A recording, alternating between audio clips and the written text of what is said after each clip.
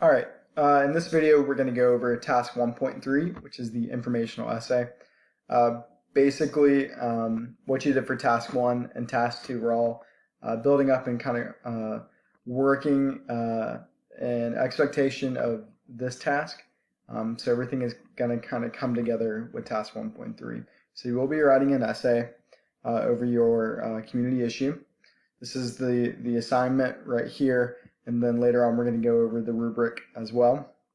Time permitting, in this video or in another one that will be posted, we're going to go over a sample essay to point out specific parts. Hopefully, I'll be back on Tuesday, and this will be the last video that you'll have to watch, and we can go over things more closely in person together and can answer any kind of questions you have. Let's see. Okay, so basically, the informational essay, you have to organize your research, facts and details about your community crisis into an informational essay that will serve as an expose of your community crisis. Ultimately, this expose will inform multimedia production designed to inform the public about your community crisis. So don't worry about the multimedia production. That's going to be task 1.4. We'll talk about that later on. Just don't even worry about that right now. All right, so basically, here are the requirements that I had that aren't necessarily listed in the rubric. So these are kind of the bare minimum of what you have to do. If you're not doing these requirements, then basically the essay is not gradable because you're not even meeting the minimum. All right, so first of all, it has to be in MLA format. I'll go over how to do that again, and I'm sure I'll be able to spend some time reminding you how to do that in person. It has to be at least 3 pages long, okay? So there needs to be a significant amount of 3 on page 3. So page 1 and 2 completely filled up, and then page 3 at least over the halfway point. Okay, you have to use at least 3 quotes, one from each of the informational sources that you did for task 1.2. So I'm not talking about the pop culture stuff. This is the research that you did while I was gone. This is another requirement right here. It must not be made up of 5 paragraphs. So I'm sure many of y'all were taught how to do a 5-paragraph essay. So an introduction, 3 body paragraphs, and a conclusion.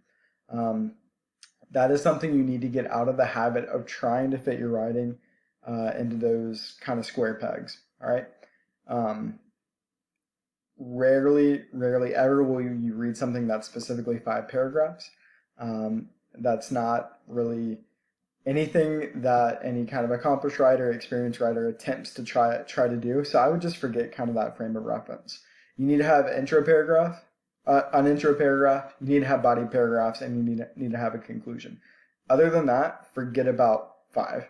Okay, and we'll go over this a little bit later on when we go over the example essay. But you have to use one of the pop culture texts from task 1.1 as your hook, and I'll show you how I did that with the Cumberland Gap song by Jason Isbell, and you can kind of mimic and follow that for your own topic.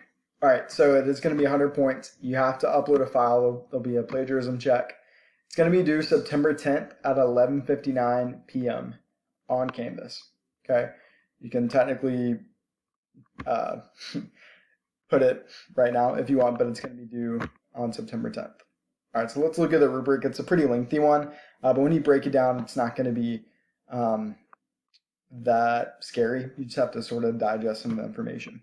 So you'll be writing an informational text that conveys specific complex ideas, concepts, and information. You'll be examining and conveying complex ideas, concepts, and information through selecting, organizing, and analyzing content. So basically, I'm looking to see here how you analyze the content if the content you're selecting is relevant to your topic. W1 asks you to introduce a topic, so this is all about your intro paragraph. You have to make connections and distinctions between complex ideas, concepts, and information within your organization. So talk about how the quote you're talking about from your first source has to do with the quote you're talking about for your second source. Develop the topic with sufficient facts. Okay, I need to see specific facts that you're referencing coming from sources.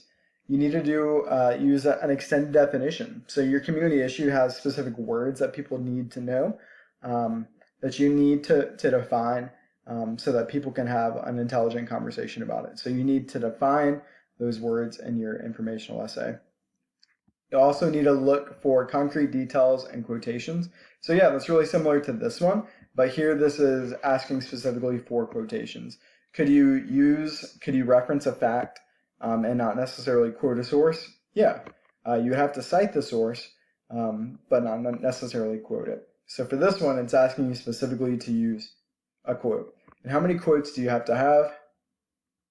3, 1 from each source. All right.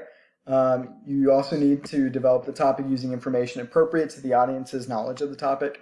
So basically, you'll be asked to talk about the informational essay in a way that's explaining what the community crisis is, but also isn't talking to your audience like they're stupid.